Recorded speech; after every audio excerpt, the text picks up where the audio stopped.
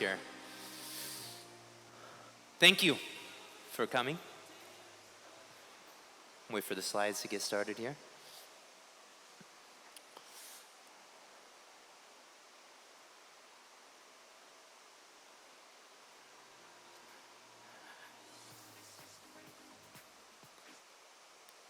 Okay, we're going to talk about wild sats. But before I get into talking about wild sats, I want to address something that I think we all have a hand in helping to fix. I've been in the Bitcoin industry since, well, got my first Bitcoin in 2015, but I've been working in the mining sector here for about 4 years now. And I've noticed that there's a massive divide in our community right now. We've got what I think of as like the merchant Bitcoin economy, which is basically everything except for Bitcoin mining. And then we've got the Bitcoin mining economy. And these two groups don't really talk to each other too much. For the most part, there's a strong Bitcoin ethos in the Bitcoin merchant sector, but in the mining sector, there's a lot of fiat chasing, fiat stacking that goes on. And as a result, I think it's caused many in the merchant sector to sort of like look down on what's going on in mining, sort of have some guilt and shame and all this. And I think it's incumbent on us as the Bitcoin community to sort of fix that. And that's actually what I'm going to talk about here with wild sats and Bitcoin acquisition, because I think as a Bitcoin community, we've been looking at mining the wrong way. Now, before I get to why I have this belief, I want to do a little game here. I want to see if anybody can guess what this industry is that I'm talking about. But before I do, let me define the terms, make sure we all understand what we're talking about here. So emergent means not top down, it's occurring spontaneously. Decentralized, no center point of control, right? Distributed, meaning geographically dispersed. Disruptive means, disrupting an incumbent force. And then manufactured in China, primary products manufactured in China. Any guesses what industry I'm talking about? Going once, going twice. All right, it's not Bitcoin mining, and it is, because it's also solar. Rooftop solar has these exact same characteristics. And this is the industry that I came from. In that industry, I helped to create the first residential power purchase agreement. That was simply where you could buy the power that the system on your roof was generating instead of buying it from the grid. And at the time, I was in the Bay Area competing with Elon Musk's cousins. So learned a lot about that. But in 2015, while I was on a 2-year sabbatical, I fell in love with two things. A Portuguese woman in Bitcoin. So 2016 is when I restarted my life in Portugal. Living the American dream, but doing it in Portugal, and tried my hand at all sorts of entrepreneurial activities. But at the end of the day, it took me reading Jeff Booth's The Price of Tomorrow to realize mining is really where I belonged. So I had a really remarkable insight from my solar days, though, that I carried through into the mining sector, which is my favorite part of rooftop solar was when I had the opportunity to go out to somebody's home and actually energize their solar electric system. Because for the first time, that homeowner got to experience the meter spinning backwards, and they knew they were generating their own electricity. You can have that same experience with mining. It's a great sense of empowerment, frankly. And that experience comes because when you generate your own sats, they hit your wallet, you kind of have this sense of, oh my gosh, I made these myself. It really genuinely is a different psychological phenomena than going to an exchange and purchasing it. So there's this sense of financial and energy independence you get from mining that can't be gotten anywhere else. Now, mine sats are different than purchase sats. There is a different set of considerations that come from them, and I think we as a Bitcoin community have not spent a lot of time thinking about that difference. Yes, we know that there's not the surveillance, but that it comes with KYC'd sats. Your Satoshis are sort of bagged and tagged, so to speak. But there's also all sorts of counterparty risks that comes with exchanges, right? Think of the FTX debacle of the last cycle. And then it also represents a honeypot when you have your Bitcoin on an exchange, right? Executive Order 6102 comes to mind when I talk about that particular risk. Versus mining is sovereign acquisition, right? There's no third party in that mix. As long as you're obeying the rules of the Bitcoin network, your hardware is energized, you are generating Satoshis in a censorship-free way. So this is where we get to wild versus wrangled sats. And this is the fun terminology we've come up from this. But before I talk about the difference between these two, I want to talk about what I think of as Schrodinger's money. And what I mean by that is our behavior changes when we're watched. Have you ever walked into a room where you didn't know somebody was, and then you look and in the corner, oh, there's Bob, and you instantly your behavior changes because you know that somebody is seeing you. We have the exact same phenomena with money. The word Schrodinger's comes from a thought experiment in physics, but the idea is that by being observed, behavior changes. And I see this with our clients right now. Our clients are generating wild sats, and these sats are unencumbered by any of the surveillance that comes from exchanges. And as a result, they're able to generate these Satoshis and feel free to actually utilize them. And it's my contention that we're actually going to need more of that, not less of that, in order to generate the circular economy and secondary economy that we all talk about. So when you purchase them on an exchange, though, they're wrangled.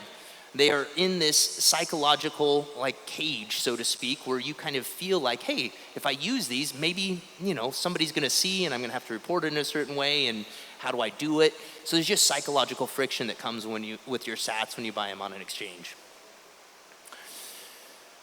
So the freedom angle is one good reason to actually generate your own sats by mining. The second good reason, though, is an argument that I don't hear talked about enough, but I think we should be thinking about more as a Bitcoin community, and that's what happens when Bitcoin liquidity dries up.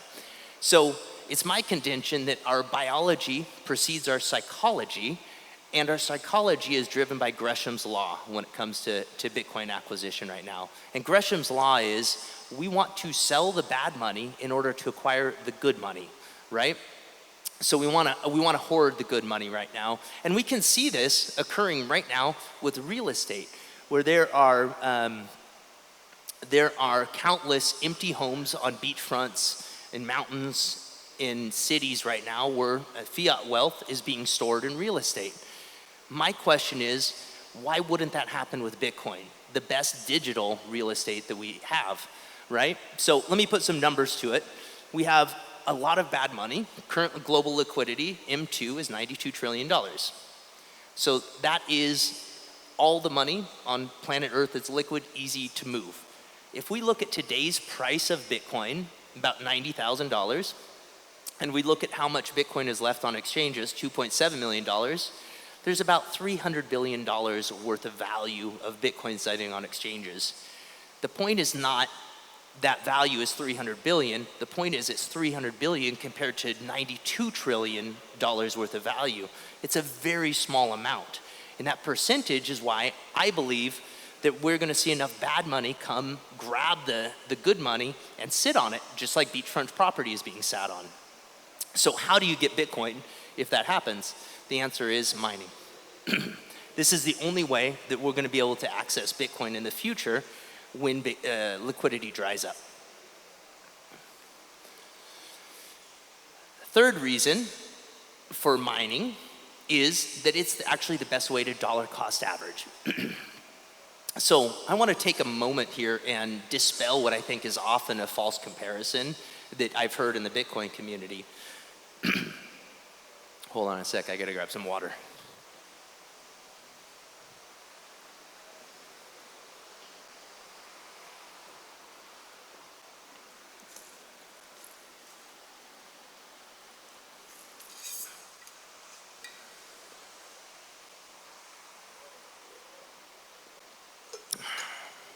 Thank you. So I often hear in the Bitcoin community, people say, hey, a mining rig costs $5,000. I could take $5,000 and go buy more Satoshis right now on an exchange than I could get if I bought a piece of hardware, right? The problem with this analogy is you're actually not comparing two similar things. I mean, I like apples better than oranges, but I can't compare the two. And the reason why they're not the same thing is because a mining rig has a useful life of about 3 years. What you're doing when you buy a mining rig is you're consuming electricity on a linear basis to generate Bitcoin over those 3 years. So if you want to compare it to an exchange-based acquisition, it's actually the same thing as if you put $5,000 on an exchange and you purchase Bitcoin every day over the next 3 years. That's actually the accurate comparison. So this is a dollar cost averaging product. It's not a plunge purchasing product. And when you look at it from that standpoint, if you just look at the electricity costs, like in this example, you can actually see that it was very effective to be dollar cost averaging through a mining rig and then purchasing your Bitcoin on exchange. You were saving money.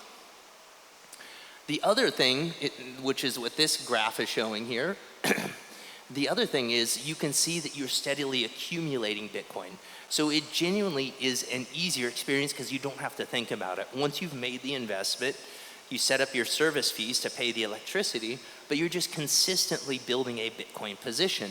And when you think of it from the standpoint of Bitcoin acquisition, you know that you are cycling fiat through hardware and electricity into a Bitcoin position. The third point that's often missed is your hardware is going to have residual value. So thinking about it from the standpoint of the best case scenario, if we look at the peak of the last market, per terahash, we were talking about $120. Current price per terahash is $18. So there is a 10x if you could take advantage of that opportunity in the marketplace. So your hardware does not stay the same price.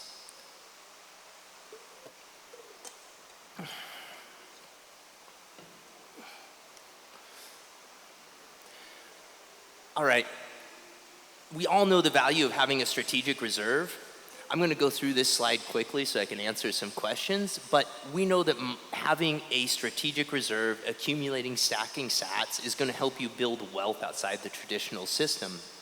We see corporations adopting it like T-Mobile right now, and we also see countries, El Salvador, Bhutan, Russia just signed a bill legalizing mining. Where else? Oh, Trump is talking about a strategic reserve now and wanting to mine all Bitcoin, right? So what's good for the goose is good for the gander. If this is working for nation states, it works for us too. Now, I've heard a lot of people say, well, geez, the mining hardware changes so fast. How can I possibly get involved with this? And I think that that myth needs to be dispelled because that was true in the past. And I think that as Bitcoiners, we kind of still have that same idea. When Bitcoin mining first started, hardware was turning over every 3 to 6 months. That's no longer the case. Genuine useful life of mining rigs right now is at least 3 years and could be as long as 6 years. We're starting to see the efficiency gains taper to a degree, and we would expect that as we approach the limits of transistor sizes in silicon. We also know that it's a way to build long-term wealth, to build that long-term position as we talked about, and it's a strategic hedge, right? So these are all the reasons why you can get started now, but I would say the accessibility is the main point. Companies like Sazmining are actually making this easy, which is what we do. We've built a platform that is akin to Uber, right? Where you no longer have to flag a taxi down on the street, but you can go through a typical Web 2 experience to acquire your Bitcoin through mining. This is probably the second most important mistake that I see our community making right now, which is conflating sats flow and cash flow. And I think it's really important that a decision is made early on when you evaluate if mining is for you. The decision is, am I in this to stack fiat or am I in this to stack sats? Because if you're in this to stack sats, you actually are looking through or analyzing this opportunity in a different way. What I mean by that is the question, what's my ROI, is nonsensical if you're stacking sats. The question, how much does it cost compared to buying it on an exchange, that makes sense. So that's the first question. And then the second point about this, though, is in the same way that you go and dollar cost average on an exchange, and then you sit on your sats because you know in 4 years, that's the worst case scenario, they're going to be more. That's the idea that I want to get across here today.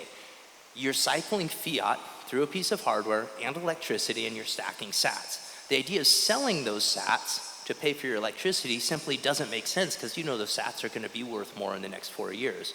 So look at it with the same mindset as to how does this compare to what it costs to buy on an exchange.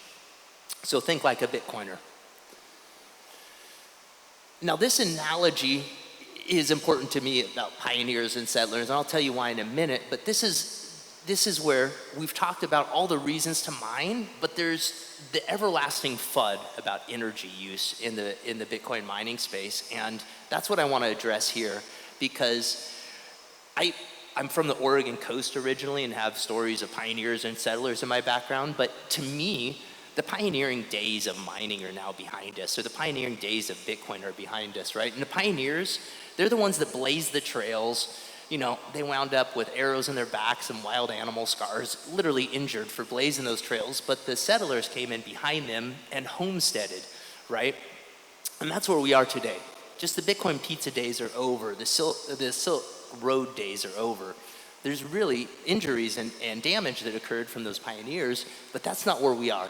Right now, we're at a point where we're building off of the shoulders of the giants that came before us. We're 56.5% carbon free, and that means that we are cleaner than any other nation, state, or industry on the planet.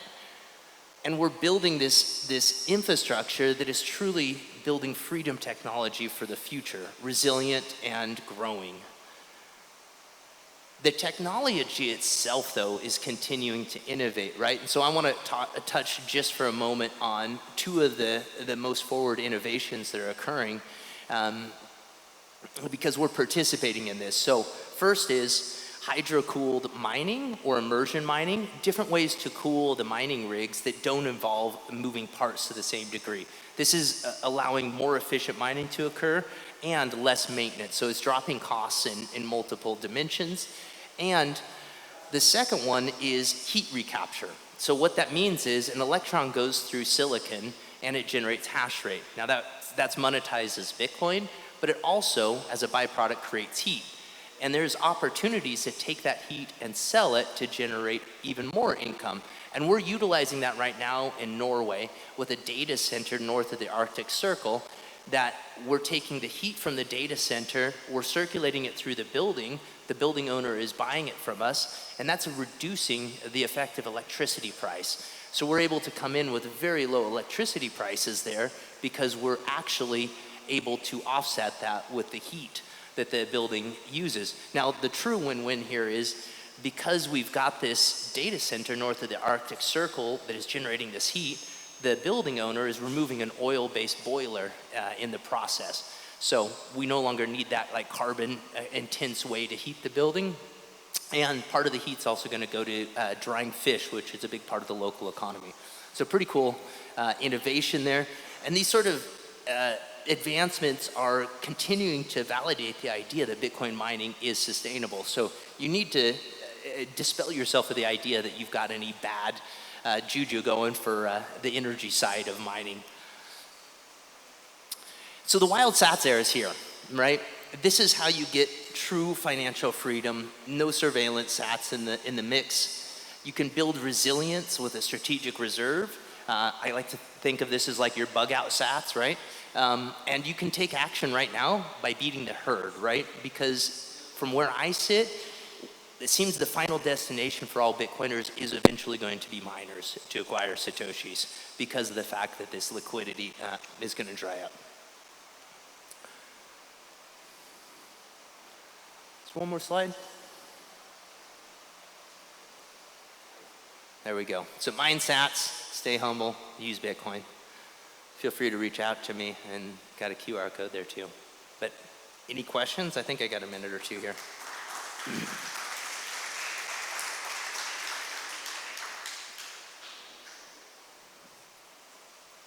Yeah, Andre. He's got it.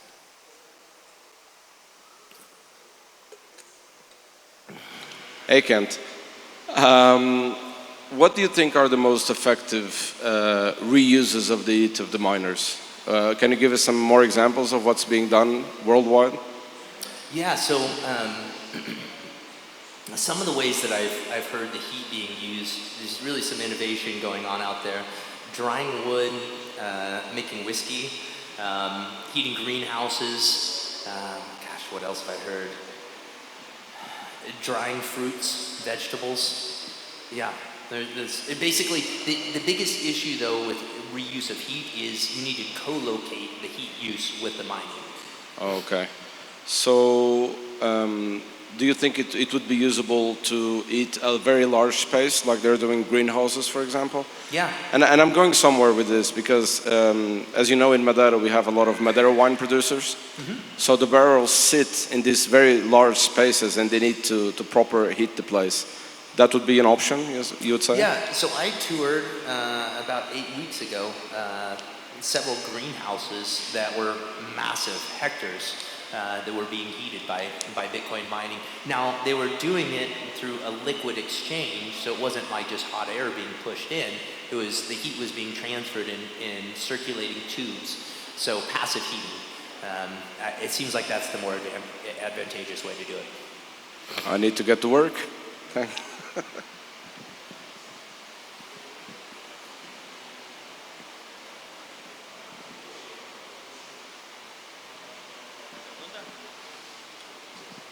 Hello, my name is Adrian. Thank you for the space and to the space of the question itself. My question is like very spontaneous. There are any applications about, now that we're talking about the heat that we have on with the miners? Do we have any applications around like building like a hot spring or with getting water? Feedback, sorry. No, it's just my question is that if we can use the heat of the miners to build like a hot spring, is that possible or not? Yeah, there are people tinkering around the edges with it. I've not seen it done at scale, but I know, for instance, there's a bathhouse in New York that is using the heat from mining to preheat the water for their spa. Okay. Yeah. No, thank you. You're welcome. Thank you. All right. Thanks, everyone.